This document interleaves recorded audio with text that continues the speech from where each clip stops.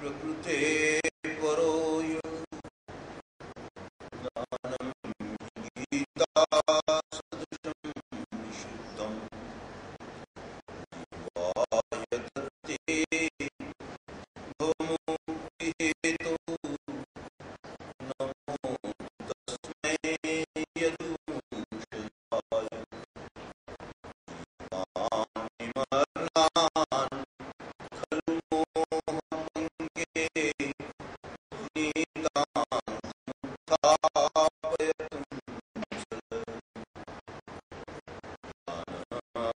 ज्ञानप्रदीपेन तमोपहन्ता नमामि तं चक्रधरं कृपालुं नमामि तं चक्रधरं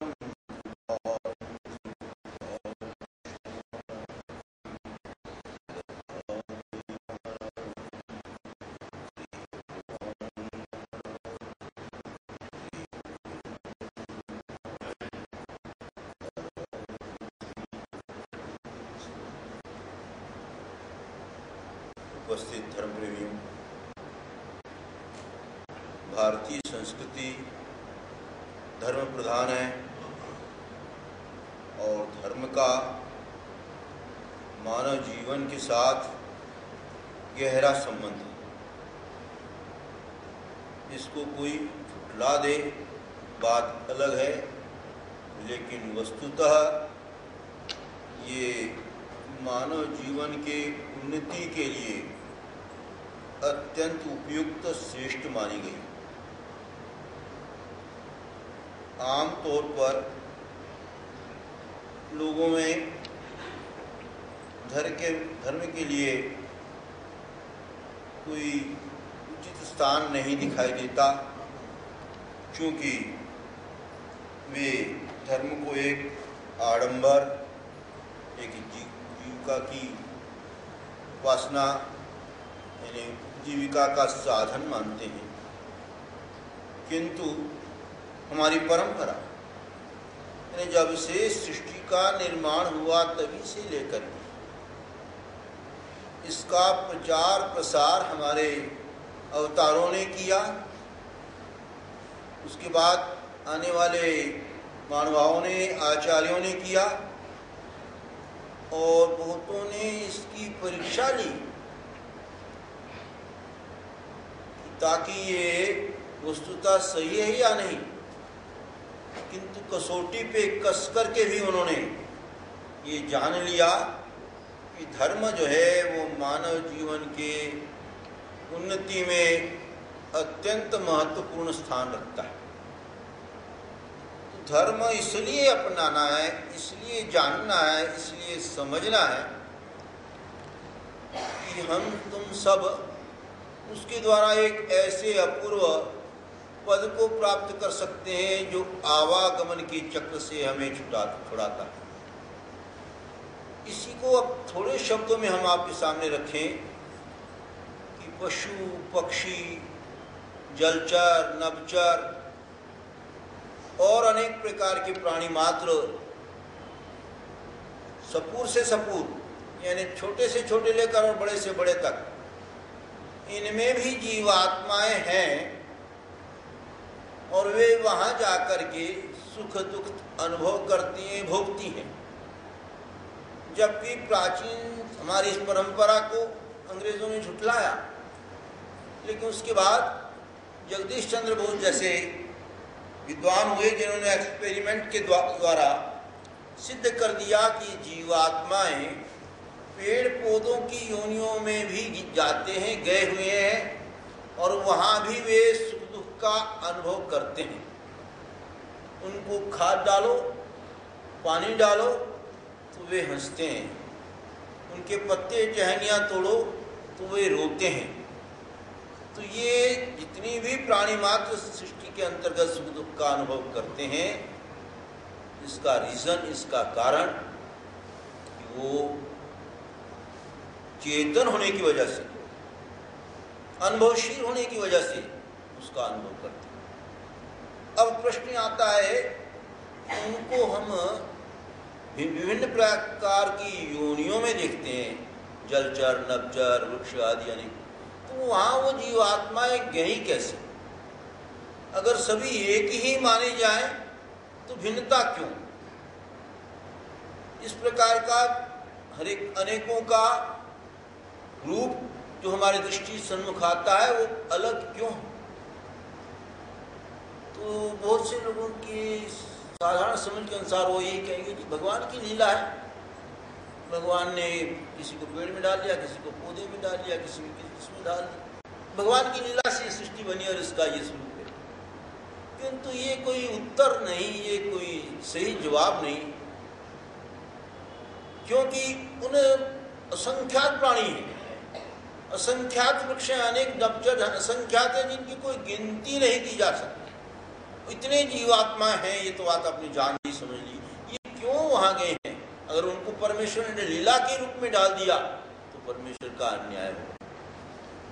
परमेश्वर ऐसा अन्याय नहीं करता, क्योंकि परमेश्वर समझ आता है और उसने जो भी सृष्टि के अंतर्गत अपनी व्यवस्था बनाई है वो बिल्कुल एक्यूरेट, बिल्कुल व्यवस्थित है, उसमें परिवर्तन नहीं लाया जा सकता जो उनके द्वारा निर्मित हो। और इसीलिए उन्होंने दिखाया है कि ये कर्मों के अनुसार जीवात्माएं उन्होंने योनियों को प्राप्त कर पाई हैं। जाना पड़ा उनको, जाना कोई नहीं चाहता, सारे सुख चाहते हैं, लेकिन इस प्रकार की योनियों में या इस प्रकार के अनेक प्रकार के अपने अपने रूपों में ले जाए जाते हैं, जबरन भुआए जाते हैं। अगर ऐसी बात होती तो परमेश्वर ने एक को सुख देना, एक को दुख देना, है तो अन्याय होगा। तो यहाँ हमारी फिलॉसफी, हमारी धार्मिक संस्कृति, हमारी परंपरा दिखाती है कि कर्मों के अंतर्गत ये सारा सिलसिला चला, इसमें किसी प्रकार का कोई किसी का अनेक बदलाव करने का या हटाने का मकसद पूरा नहीं हो सकता। उदाहरण के तौर पर आप देखिएगा, एक माँ के 5 बेटे हैं, उन सबका रूप नहीं मिलता, रंग नहीं मिलता, आकृति नहीं मिलती, स्वभाव नहीं मिलता, कार्य नहीं मिलता, जबकि एक ही माँ, एक ही पिता, एक ही तरीका, एक ही को इस भिन्नता क्यों? इस भिन्नता को कोई कह नहीं पाए, इसी भिन्नता क्यों? ये सब प्रकार से सिलसिला चलते हुए भी, लेकिन कुदरत के सिलसिले की बात देखिएगा, जो अनपढ़ है, चाहे उस माँ के पेट से हुआ हो, विद्वान एक ही है, एक धन संपत्ति कमाता है, एक निर्धन है, एक लाख कुछ होने पर भी अपने जीवन को सही ढंग से चला नहीं पाता। ऐसी भिन्नता आने के कारण क्या है? और इसलिए हमारी परंपरा, हमारी भारतीय संस्कृति है, इसके अंदर जीवात्मा के किए गए कर्म है, परमेश्वर की लीला नहीं। परमेश्वर की लीला माने तो अन्याय होगा। और इसीलिए हमारे अवतारों ने, विद्या शास्त्र, गीता शास्त्र के अवतारों ने इस चीज को भली भांति समझाया गया कि ये कर्म की अलग अलग प्रारंभ से लेकर जब से सृष्टि बनी है, परमेश्वर में कोई किसी प्रकार की व्यवहारता नहीं लाई है। जब मूल सृष्टि बनी तभी सबने, परमेश्वर ने सबको 12-12 साल के रूप में बनाया। सभी जीवात्माओं को मनुष्य रूप दिया गया और समझाया गया, ज्ञान दिया गया, बताया गया इस सृष्टि में शुभ कर्मों का क्या फल है, दुष्कर्मों का क्या फल है, किन से उन्नति होती है, किन से अवनति होती है। ये सारे ही जीवात्माओं को, इतने के जितनी सृष्टि में बने हैं, आए हैं या जाएंगे, आए हुए हैं, उन सबको पहली मूल सृष्टि में परमेश्वर ने एक मनुष्य रूप में बनाया, समझाया। लेकिन जीवात्मा में 3 दोष है, अधमति, अधगति, अधरति। अधमति का मतलब बुरे सोचना, भले ही अच्छे स्थान पर बैठा हो, मन की कल्पनाएं बदल जाती हैं, बुराई आती है। अधमति, अधगति, फिर उसी की ओर गमन करना, उसी के अंदर दिलचस्पी लेना। और अधरति, अधगति, अधरति, उसी में रममाण हो जाना। आमतौर पर जीवात्मा के नेचुरल स्वभाव के अंतर्गत आता है। जितनी भी जीवात्मा है उन अधमति त्रयों के कारण जीवात्मा ने अपनी श्री बताए हुए ज्ञान को नष्ट कर दिया। परमेश्वर ने सारा सिलसिला बता दिया, ये प्रपंच है, नाशवान है, ये देवता है, ये सामर्थ्यवान है, इनका पूजन भजन करने पर कल प्राप्ति होती है, सुख भी मिलता है, परमेश्वर की प्राप्ति ज्ञान के द्वारा उनके आचरण करने पर मिलता है। संक्षिप्त बता रहे। तो ये सब कुछ समझाने के बावजूद भी इस जीवात्मा ने अधमति त्रय के कारण उस ईश्वरीय ज्ञान का अवहेलना किया, उसको नष्ट कर दिया। माना ये परमेश्वर तो देवता के समान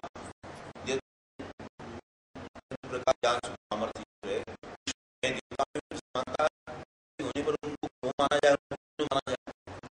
अपनी जीवात्मा धर्मी के कारण, अपने अधमति के कारण उस ज्ञान को नष्ट किया। और परमेश्वर ने फिर सृष्टि करके फिर उनको समझाया, सृष्टि करके फिर समझाया, दे देकर इसका बनी। आप कोई भी कर्म कर ले, तीन स्टेजों से ही वो बदलता है। चाहे धार्मिक कर्म करो, चाहे धार्मिक ले लो, चाहे उन्नति का ले लो, चाहे उन्नति का ले लो। उदाहरण के तौर पर आप किसी संत को भोजन खिलाना चाहते हैं, शुभ कर्म, मन के अंदर में आपको सोचना ही पड़ेगा पहले उसको भोजन खिलाया। उसके बाद वाचा से आप उसको निमंत्रण देंगे और बाद में उसको खिलाया जाएगा। जब तक इन क्षेत्रों से कर्म गुजरा नहीं, तब तक वो प्रारब्ध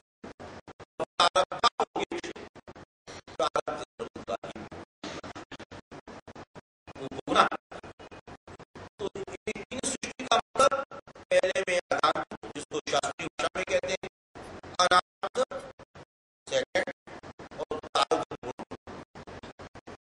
मोटी भाषा में है मानसिक, वाचिक, शारीरिक, और ये पूर्ण हो जाता है, पूर्ण बन जाता है। और इसीलिए मूल सृष्टि में, तीन मूल सृष्टि में परमेश्वर ने जीवात्मा को यथार्थ ज्ञान देकर समझाया। नतीजा उन्होंने नहीं माना। फलस्वरूप अनेक प्रकार की योनियों में जीवात्मा अपने कर्मों के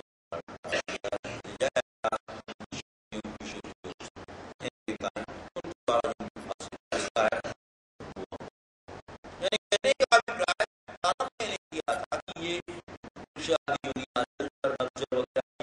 वही जीवात्मा वैसी, और वो शुद्ध में वहां हो गई। नतीजा उसने कर्मों अपनाया नहीं, जो शास्त्रीय से परमेश्वर का ज्ञान आए और इस कारण को प्राप्त। तो कहने का अभिप्राय कि ये धर्म करने की जो परिपाटी है, ये ऐसे नहीं चली। परमेश्वर ने किसी अन्याय किया, तो सृष्टि में संतान की बात इंसान को कहते हैं भाई एक बार समझाया, दो बार समझाया, तीन बार समझाया, माता नहीं सकता। आमतौर पर परिपाटी व्यवहार इसी तरह सृष्टियों पर समझने के बावजूद भी इसका न मानना इसका कारण बना है।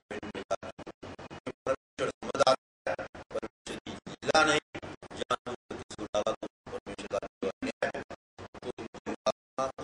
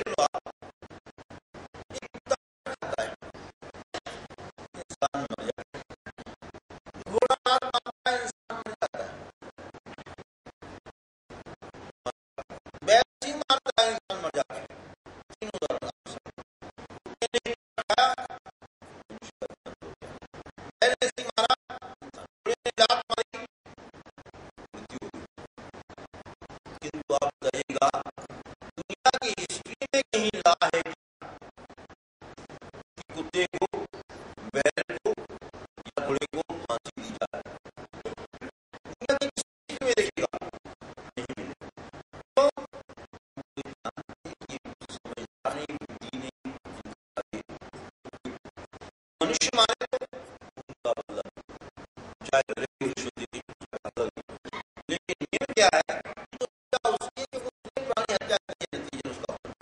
तो इसी तरह मनुष्य में किए कर्म 3 बार बताने पर न करने के कारण विभिन्न प्रकार की योजना, विभिन्न प्रकार का हमारे सामने है। परमेश्वर की लीला नहीं, परमेश्वर ने किसी पर अत्याचार नहीं किया, मानव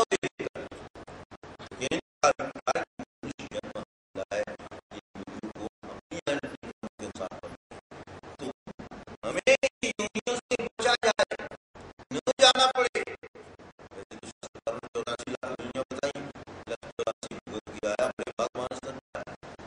परंतु आप माने ना